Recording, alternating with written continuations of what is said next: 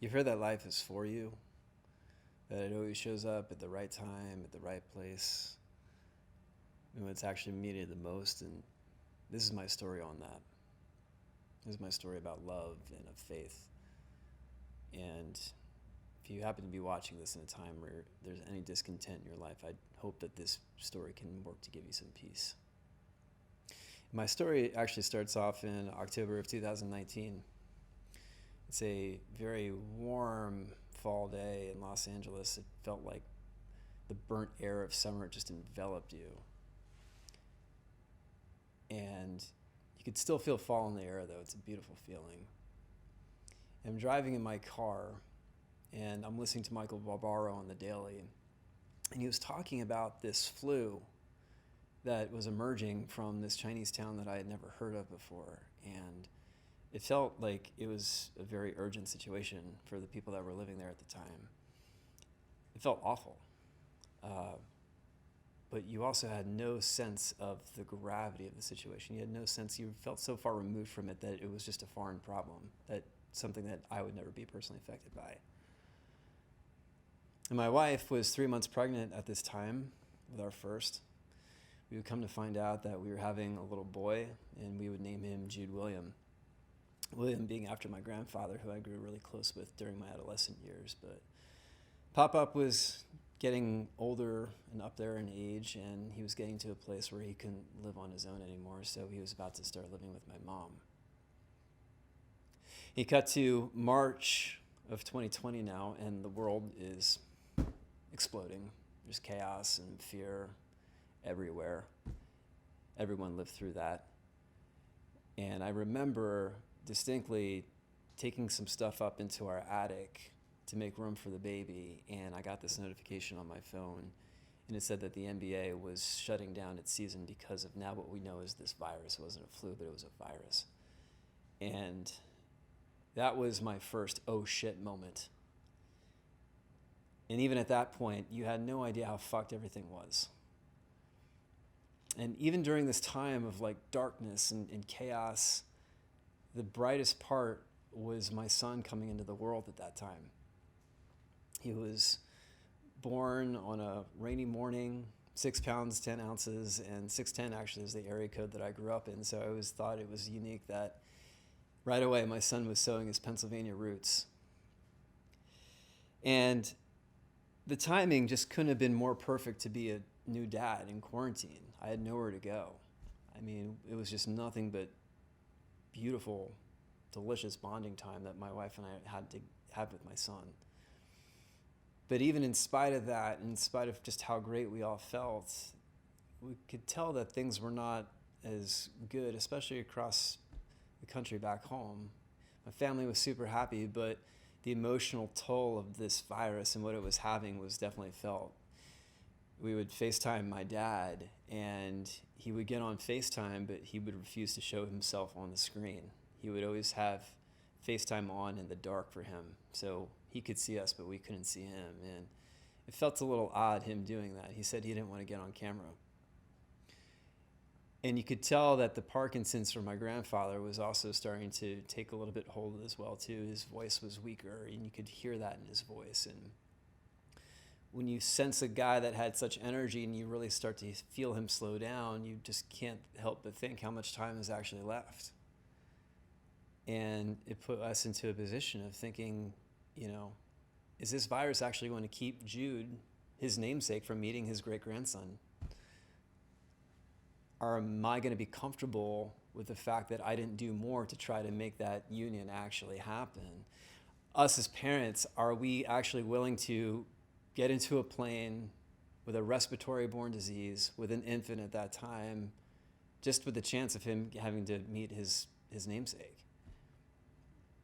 And it turns out we were those parents, and rationally it felt like the complete wrong choice to make, but some might be able to say that we were actually compelled to be able to just go.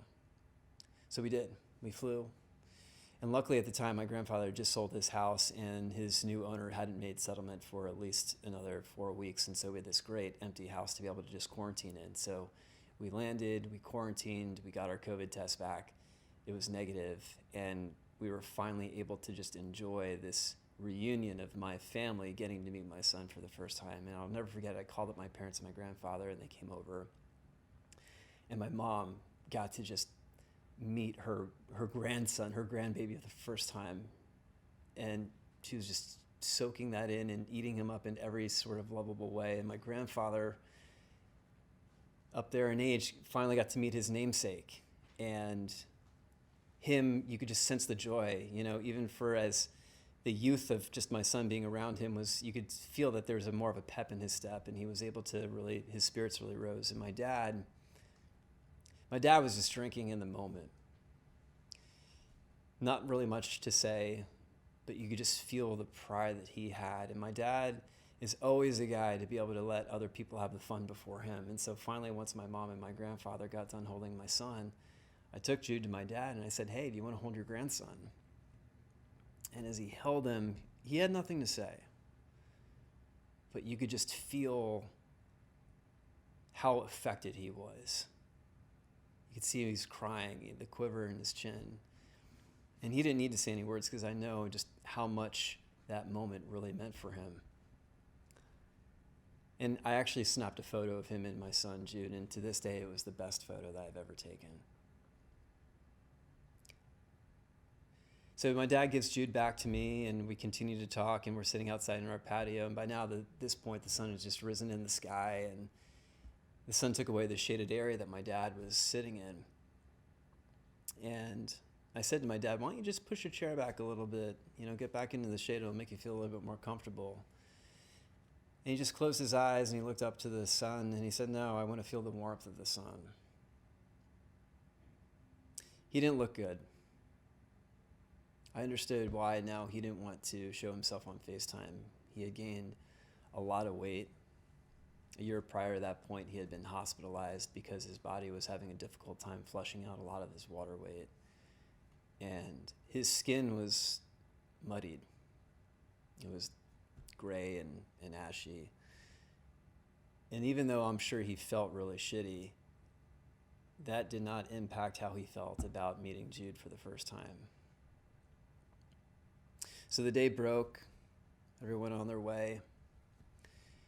And the following night, I'm texting with my dad because we were making arrangements and plans for him to come over the next morning for coffee. And he had asked me if he could bring anything over. "Hey, Mikey, can I bring over some donuts, some sticky buns, whatever?" And I just said, "No, Dad, it's fine. Just bring yourself. I'll have the coffee made."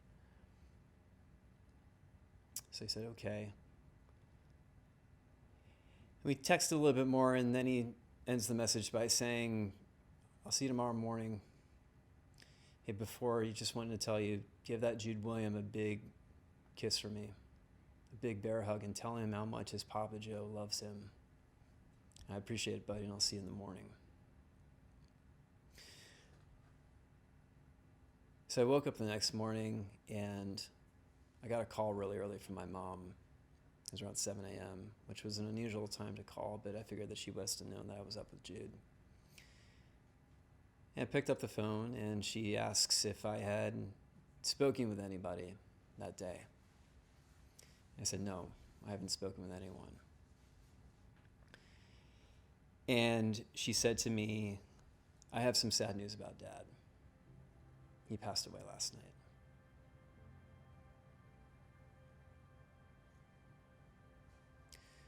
I felt like I was an NFL wide receiver cutting across the middle of the field and just getting blindsided by the safety, head knocked over on the ground. And the sound of like a faint sound of a freight train was just there in my brain, and it just grew louder and louder and louder the more the reality actually set in of what had actually happened. It was just this loud noise blasting inside of my brain, and I could just hear my wife saying, "Oh no, oh no, oh no," and just collapsing on the stairs trying to find my breath and it not being there. And I really couldn't comprehend what had happened. But my dad, my let's go play catch guy, my let me show you how to love as a man guy. The guy that, as I would scrape my knees as a kid, would put me up on the bathroom sink and take out some Band-Aids and just put it on my knee and kiss it and say, "This is from Dr. Dad." The guy that I loved fiercely and also fought with fiercely had gone.